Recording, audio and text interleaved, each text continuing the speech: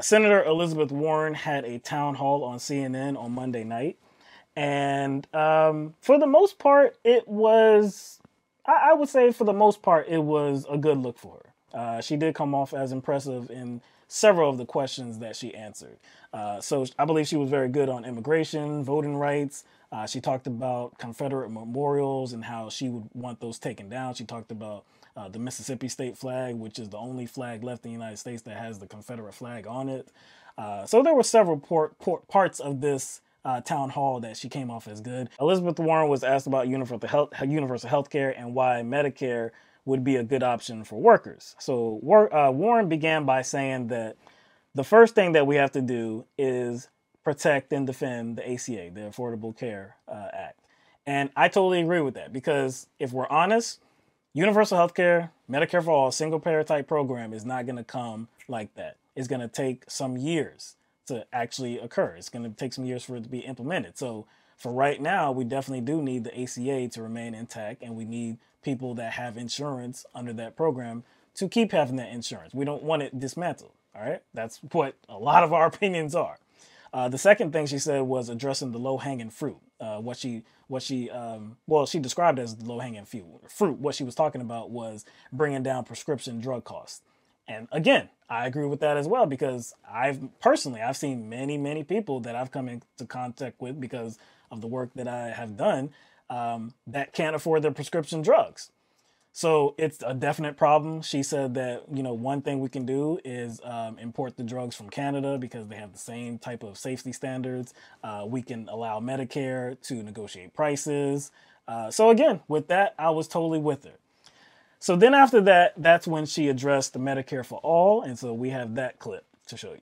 And when we talk about Medicare for all, there are a lot of different pathways. What we're all looking for is the lowest cost way to make sure everybody gets covered. And some folks are talking about, let's start lowering the age. Maybe bring it down to 60, 55, 50. That helps cover people who are most at risk and can be helpful, for example, to the labor's plans. Some people say, do it the other way. Let's bring it up from everybody under 30 gets covered by Medicare. Others say, let employers be able to buy into the Medicare plans. Others say, let's let employees buy into the Medicare plans.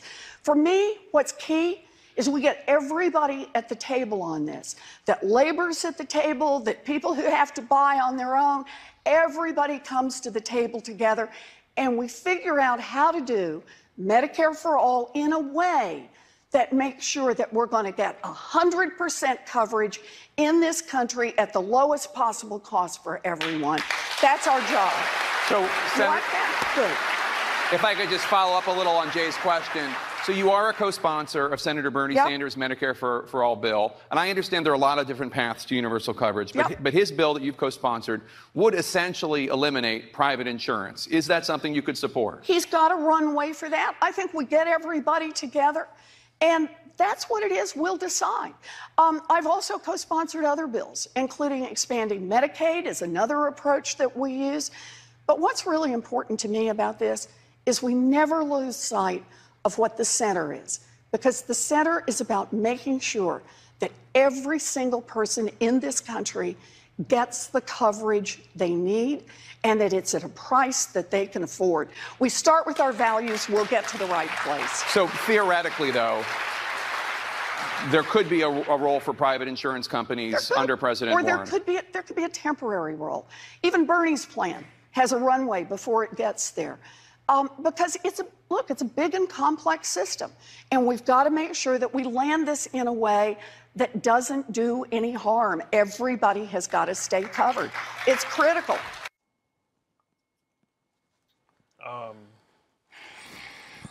All right, man. What you got to say about that, man? You don't seem too impressed with that answer, man. I can feel it coming. That is unacceptable.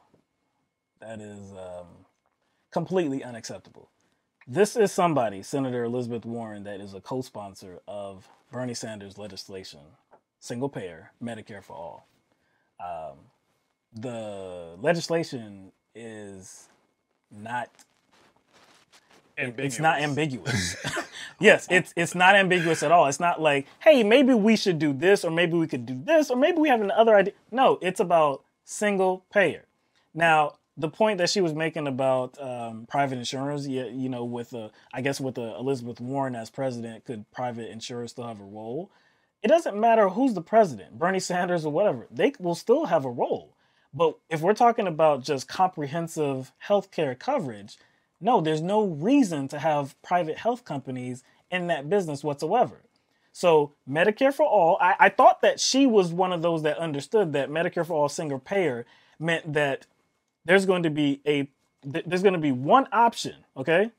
Of course, it's going to come at a cost for all people. Of course it will. But we won't have to pay for premiums. We won't have to pay for deductibles. We won't have to pay for co-pays. We won't have to pay anything at the point of service. So you have to ask yourself, kind of, why did she answer that? Because it just seemed like to me like she was trying to hedge her bets. It does. Because if you're signed on to Medicare for all, then why would you hedge your bets like that? Why would you be a co-sponsor but say, oh, there's many good ideas out there. I'm a co-sponsor of many different ideas. I think we know the answer to that. Because she doesn't want to do it. She doesn't want to do what? She doesn't want to, I guess, put herself out there in the same way that Bernie Sanders has. Absolutely, because you see what kind of, backlash Bernie Sanders gets. You see what he gets called. Right. You see what I'm saying? So it was okay when he presented the legislation, and when you had somebody like Cory Booker, and you had somebody like Kamala Harris, and you had somebody like Kirsten Gillibrand, they all signed up for this. They were like, yeah, we're going to co-sponsor this legislation. And we were thinking, my goodness, look how times have changed, because in 2016, nobody was riding with Bernie on Medicare for all single payer. Nobody was. But now they're all co-opting his message.